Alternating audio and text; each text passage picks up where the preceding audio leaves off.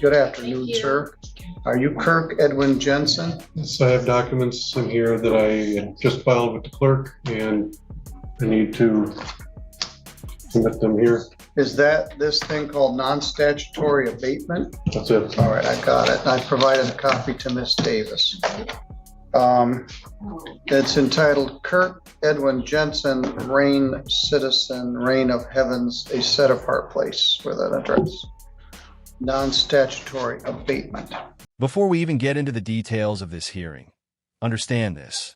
You are about to watch one of the clearest examples of how sovereign citizen arguments completely collapse the moment they collide with an experienced judge. Judge Middleton has clearly heard every version of these claims before. The fake jurisdictions, the self-declared contracts, the imaginary authority that supposedly overrides real law. And today, instead of indulging it, he does something different. He dissects it with logic, patience, and eventually humor that cuts sharper than any sanction. This case starts off almost lighthearted, but don't be fooled. What looks like a quirky exchange quickly turns into something far more serious when fraudulent documents enter the picture. And that's the key theme here. These tactics don't just waste time, they create real criminal exposure. Watch closely how the judge lets the defendant talk, explain himself, and dig his own hole step by step. Because by the end of this exchange, a routine traffic case transforms into a felony problem entirely of the defendant's own making. File number 23660ST, charges operating with no license. Charge 23661, charged with operating with no license in your possession. I don't think you can be convicted of both of those, as I said at our arraignment. And then the third count is a civil infraction, no proof of insurance. Could probably be charged as no insurance, but it was charged as a civil infraction. I have the proof of that here. May I see it?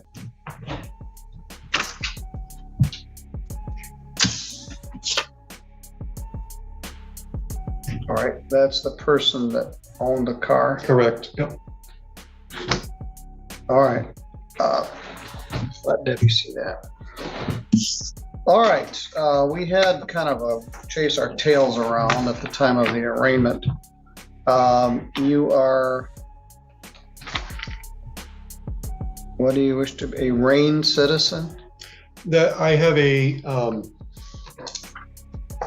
social compact and a body politic, which gives the authority for the credentials that I had when I had given them to Mr. Brooks at the time. And the officer that wrote the ticket. Right. You had said that you were going to try to get those from him and see them for yourself.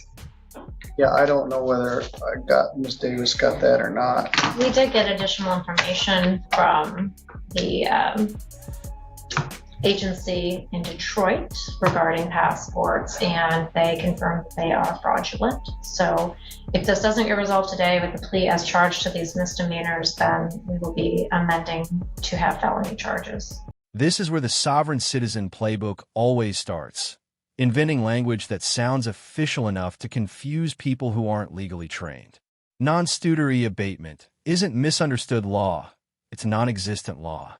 And Judge Middleton immediately recognizes that. Notice how calm he is here. There's no anger, no sarcasm, just quiet acknowledgement that what's been filed has zero legal effect. This matters because courts operate on statutes, rules, and precedent. You can't opt out of them by stapling together paperwork and giving it a creative title. Judges see this constantly, which is why Middleton doesn't even waste time debating it. He simply treats it as meaningless. And that's the most dangerous response for a sovereign citizen. Not outrage, but indifference. When the court refuses to play along, these arguments lose all power instantly. People call themselves different things. The common vernacular term had become sovereign citizen.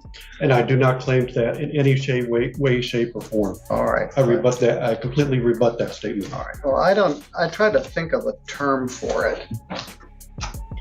Well, just a minute. Okay. Let me get my thoughts together here.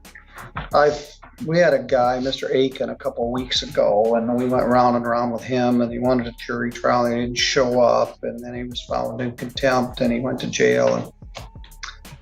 And I said, well, how about willfully misinformed defendant? That's too cumbersome, or willfully ignorant defendant.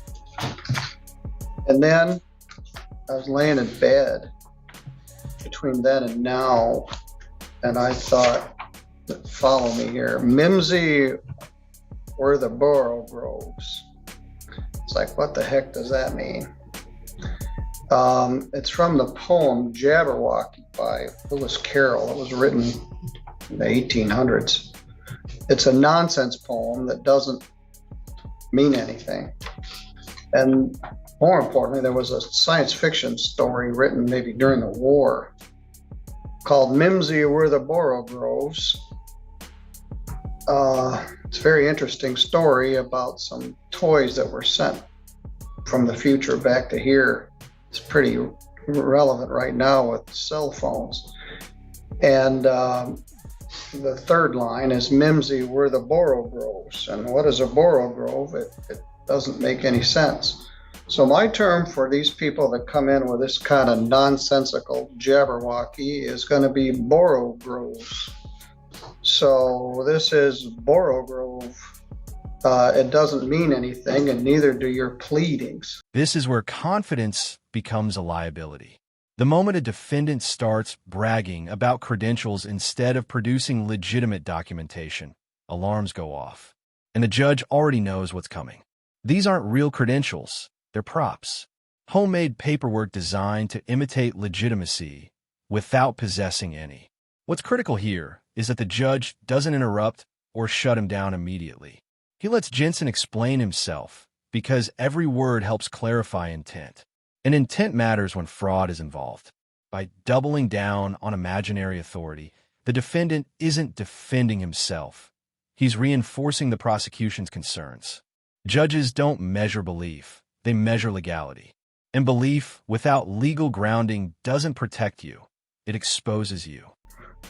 This non-statutory abatement and all this stuff about self-claimed contracts and Exhibit B and C has no lawful effect.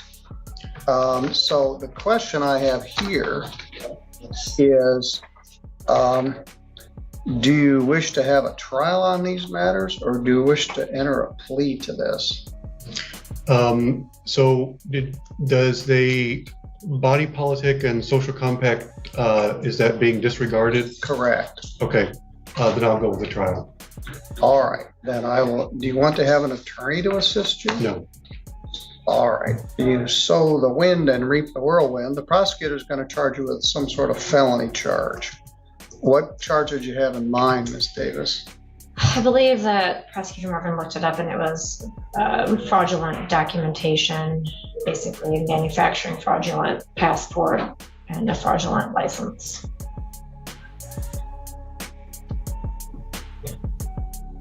We talked about Conch Republic passports.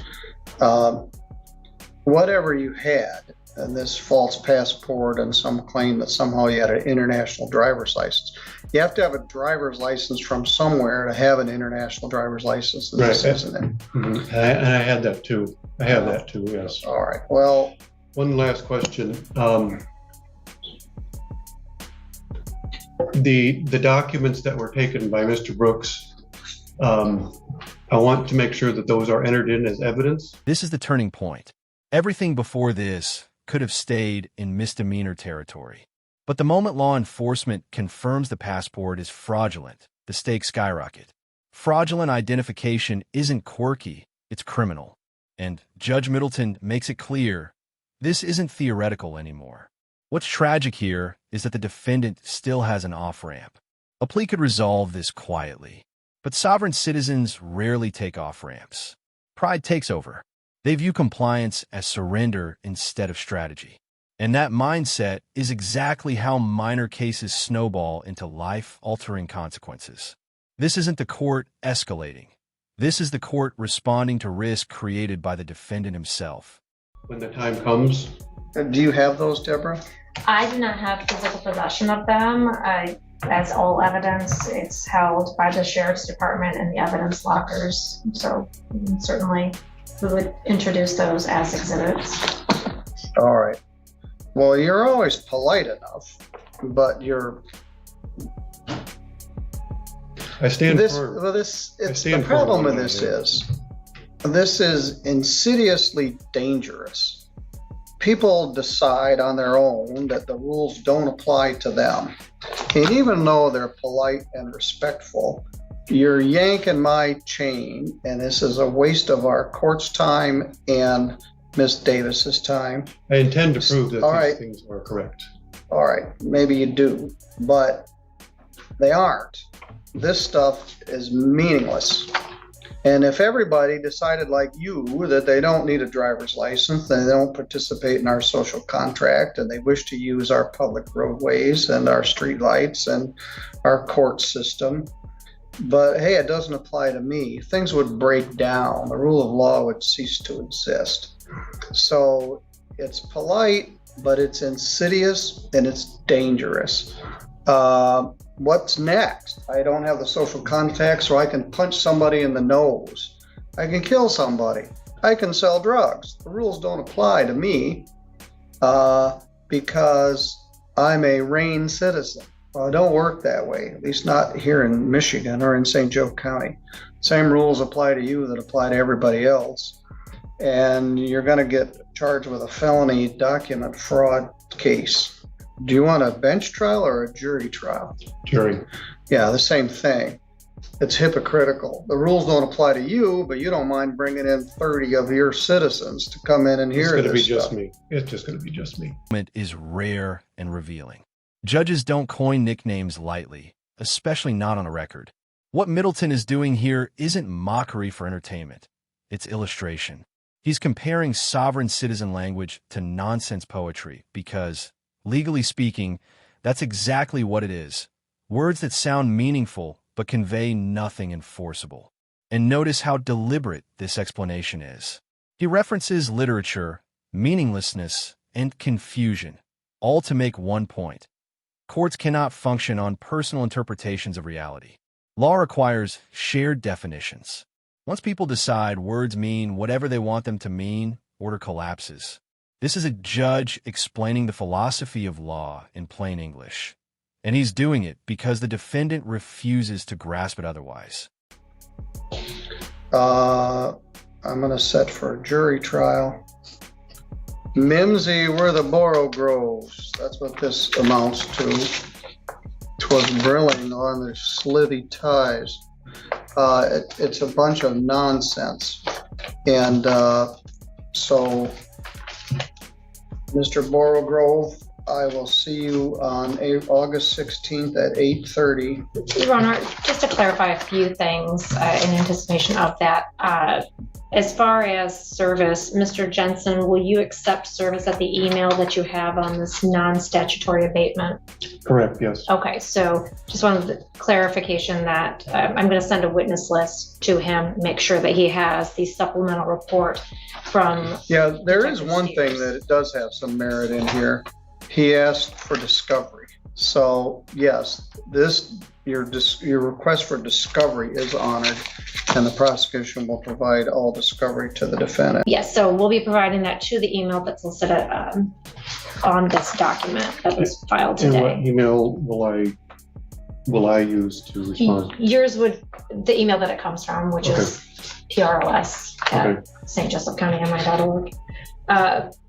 As far as witnesses, the people would intend to call Deputy Kevin Brooks, Detective Sergeant Brian Steers, Chris Catone from the TSA, and James Herdman, Special Agent, Diplomatic Security Service from the Detroit office. Will all that be included with the email? Yes, I will do a written witness list. So What's you that can- officer's name? The last one, James Herdman, Herdman.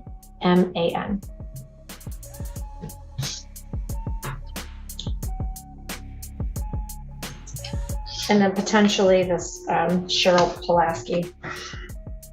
The owner of the car? Yes. I don't believe there might have been another backup officer. Let me double check. I don't know if we'll need him, but Even though you have these mistaken beliefs, what's your objection to having an attorney to help you with this? I do not choose to have any bar or associates representing me. All right.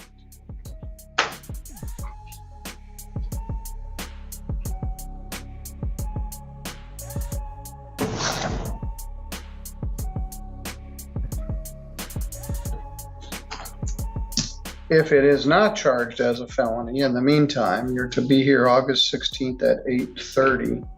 Okay. And do you have any witnesses that you wish to call? Potentially the owner of the car. I'm not sure at this point, but that would be one potential minimum. This is the point of no return. When given a clear choice, resolve the case or proceed to trial. The defendant chooses confrontation without protection. No attorney, no strategy, just belief. And Judge Middleton immediately explains the consequences in unmistakable terms. This isn't a threat, it's a warning. By rejecting counsel and refusing to acknowledge reality, the defendant guarantees that every flaw in his paperwork will be scrutinized under criminal standards. Judges don't stop people from making bad decisions. They make sure those decisions are informed. And once that box is checked, accountability follows. This is where ideology stops being harmless and becomes legally dangerous. Other Just a minute. witnesses, would they be available? One precaution, the owner of the car might have a Fifth Amendment right not to testify. Mhm. If they're allowing you to drive the car without an operator's license, that could be a misdemeanor in and of itself. So that's something to consider. But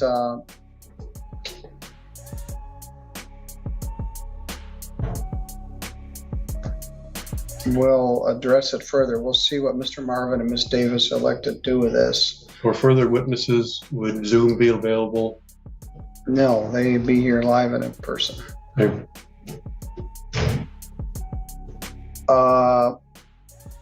All right. Any questions? All right, you're free to go. thank you, Romy.